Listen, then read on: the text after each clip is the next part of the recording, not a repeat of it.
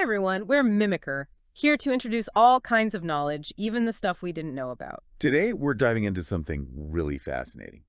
Prime numbers. Yeah, they always seem so random, don't they? Just popping up without any clear pattern. Exactly. Yeah. But what if that seeming chaos actually hides, well, a kind of stunning order? Okay, I'm intrigued.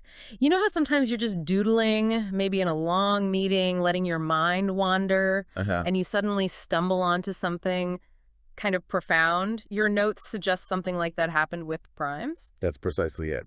That accidental discovery is the Ulam spiral. The Ulam spiral. It's a surprisingly simple way to visualize numbers, just laying them out. And it revealed these unexpected patterns. In prime. Or breathtaking patterns, yeah. It was this real aha moment, seeing visual order emerge from what everyone thought was just, well, mathematical noise. Okay, let's get into this.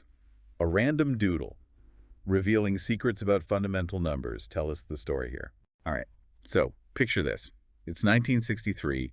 We have this brilliant Polish-American mathematician, Stanisław Ulam. Ulam, okay. And he's at a scientific presentation, one he later called long and very boring. Ha, we've all been there, right.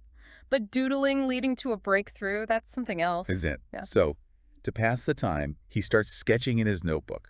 Not just random squiggles, though. No. He started arranging numbers on a square grid, starting with 1 right in the center. Okay. Then spiraling outwards counterclockwise, like coiling up a tape measure. Yeah, I can picture that. And then here's the key part. He started marking the prime numbers on this grid. And what happened? What did he see? Well, instead of just the random scattering of marked primes, which you might expect, Right. he saw them lining up conspicuously along diagonals, horizontal lines, vertical lines. Whoa, seriously, not random at all then? Not at all. It's like looking at the night sky expecting random stars and suddenly seeing whole constellations pop out. Prime-rich avenues, you could say. That must have been quite a moment, just seeing that emerge from a simple spiral. Absolutely. And his first doodle only had maybe a few hundred numbers, but it was enough. Enough to see something was there. Exactly. He saw this strongly non-random appearance, as he put it. So to check it wasn't just a fluke on a small scale. He needed more data. Right. He used the Maniac 2 computer, powerful machine back then, at Los Alamos. Los Alamos, okay. And this was actually a pretty pioneering use of computer graphics for, pure math research.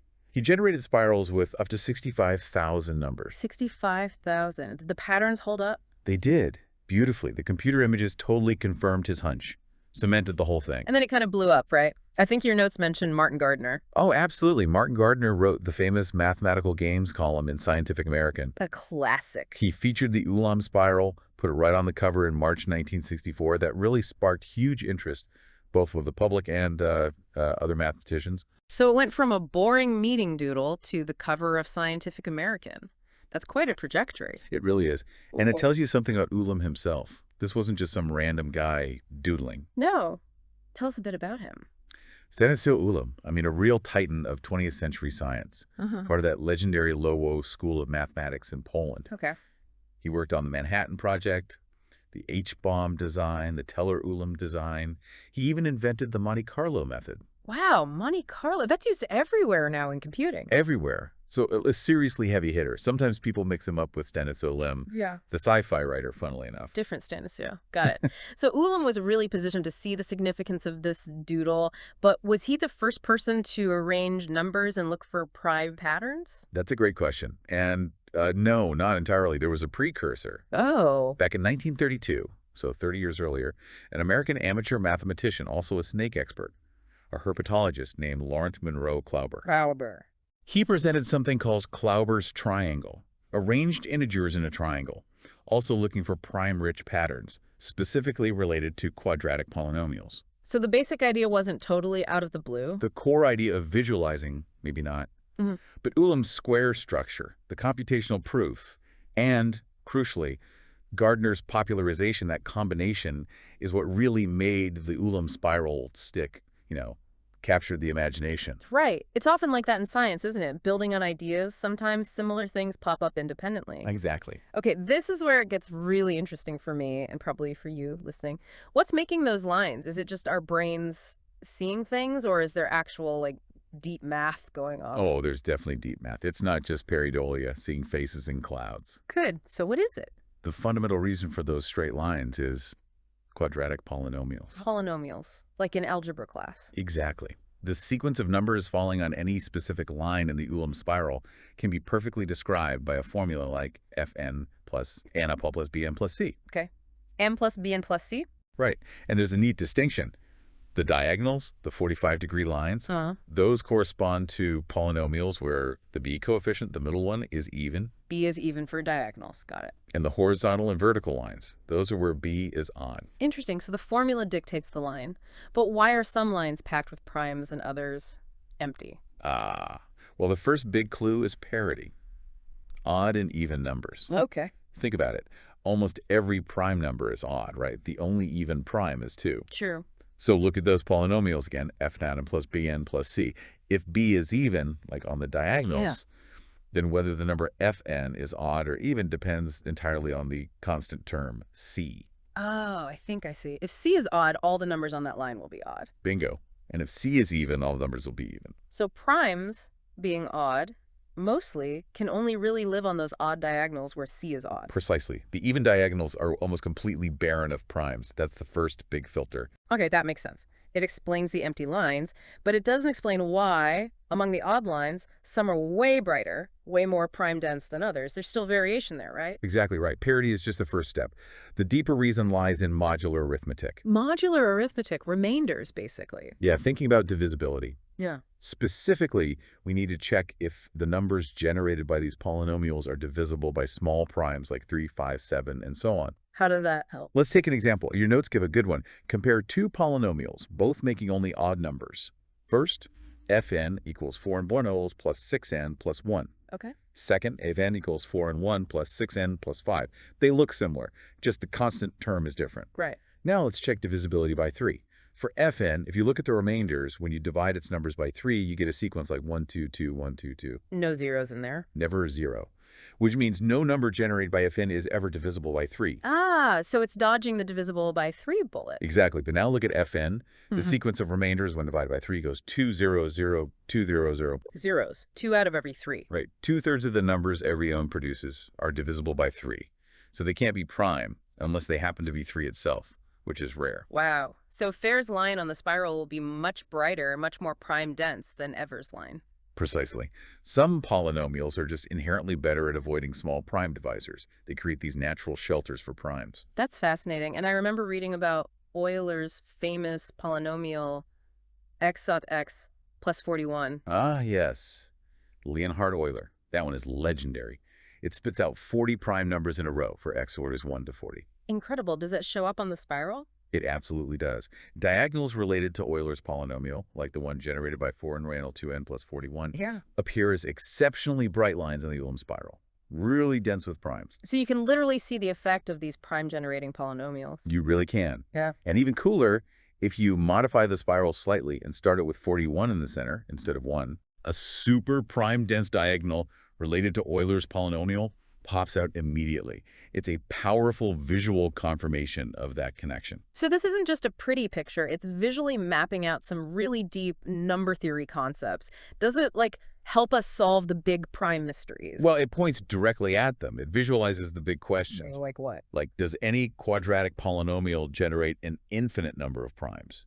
That's still unsolved, a special case of Landau's fourth problem. Infinite primes on one line. Wow. Yeah. And there's Hardy and Littlewood's conjecture F, which tries to predict the density of primes from polynomials. It predicts Euler's related polynomial is about 6.6 times more likely to yield a prime than just picking a random number. And you can kind of see that density difference on the spiral. Exactly. The spiral makes these abstract conjectures feel almost tangible, geometric. It really does. Okay, switching gears slightly. Practically, how do people even make these spirals, especially for huge numbers? And are there other ways to visualize primes? Good questions. To make them, you obviously need computers. First, you need fast ways to find primes up to a large number. Algorithms, like the sieve of Eratosthenes, are way better than just chesting division for every number. The sieve, right? Then you need to actually place the numbers on the grid. You can simulate the spiral path, fill it layer by layer, or use clever coordinate formulas to calculate the position directly. So it takes some computational power. Or large spirals, definitely. And the visual result is so striking, it feels almost like art. Which brings up that old question. Are mathematical things like this discovered or invented? Yeah. Seeing the Ulam spiral, it feels discovered. That's a deep philosophical rabbit hole. And it gets even more interesting when you see other visualizations. Ulam's isn't the only way. Oh, like what? There's the Sachs spiral, developed much later in 1994 by Robert Sachs. Sachs spiral, how does that one work? He uses an Archimedean spiral, not a square grid. It plots numbers using polar coordinates. The distance from the center r is the square root of the number n, and the angle theta is 2 pi times the square root of n. Okay, so a different mathematical mapping. Does it look different? Very different. Perfect squares all line up neatly on the horizontal axis. And the prime-rich areas form these beautiful curves, not straight lines like Ulam's. Curves instead of lines. Interesting. And here's a really elegant thing. Remember Euler's polynomial, xs all plus x plus 41? Yeah, the one split across two lines in Ulam's spiral. In the Sachs spiral, all the primes from that polynomial fall onto a single, beautifully clear curve. It unifies the pattern visually. Wow. So changing the mapping, changing the lens you use to view the primes, changes the patterns you see. Exactly. And that's a really profound point. There isn't one single true picture of the primes. Right. What we see is always an interaction between the primes' inherent properties and the way we choose to arrange them, the mapping function we use. So how we look determines what we see. Pretty much. There are other spirals, too. Polar spirals, phyllotaxis spirals based on sunflower patterns, each revealing different facets. Okay, so wrapping things up a bit. What does the Ulam spiral ultimately mean for us, for the learner? Is it the key to predicting primes, or is it something else? It's definitely not a magic bullet for predicting the next prime, unfortunately. Didn't think so. Its real value is more subtle, but maybe more important. It's a fantastic heuristic tool. It guides intuition. And it's an amazing educational device. Oh, so? It acts like a visual bridge. It connects really abstract ideas in number theory quadratic forms, modular arithmetic, prime distribution to something you can actually see and explore. It sparks questions. An engine of inquiry, you might say. A visual bridge. I like that. But what about the critics, the ones who say it is just seeing patterns and randomness, that pareidolia thing? Yeah, that criticism comes up. People say, well, primes are mostly odd, so of course they fall on half the diagonals. Right. But that simple parity argument just doesn't explain the huge differences in density between those odd diagonals. Why are some so much brighter than others? And people have run tests. If you plot genuinely random odd numbers with the same overall frequency as primes, you just don't get those sharp, defined lines. You get a much fuzzier picture. So the math backs up the pattern. It's not just our eyes playing tricks. The underlying math is solid. The patterns are real, reflecting those polynomial properties we talked about. But, even though we understand why the lines form, the spiral still leaves us with huge unanswered questions. Like the infinite primes on one line. Exactly, like the Bunyakovsky conjecture. Yeah. Or questions about distribution. Are primes perfectly evenly spread across the spiral's quadrants? How do we even measure the lininess properly? So it solved one mystery, why the pattern exists, but pointed to many more. Beautifully put. It bridges what we know with the vast frontiers of what we don't. Elementary ideas leading right up to unsolved conjectures. What an amazing journey. From that doodle in a boring meeting to seeing connections with quadratic polynomials, modular arithmetic, and these deep, deep questions about primes. It really is a visualization tool, a catalyst, and that visual bridge you mentioned. It really is. It makes the abstract tangible. So a final thought for everyone listening. I think the Ulam spiral is this timeless invitation, a reminder that even in places that seem chaotic, like the primes, there can be this astonishing underlying order and beauty just waiting. It's really an encouragement for all of us, keep looking, keep asking questions, maybe even keep doodling. Stay curious about the hidden elegance in the world. Keep doodling. I like that. A great place to leave it. Thanks for tuning into this episode. If you enjoyed our content, don't forget to like, subscribe, share, and turn on the notification bell.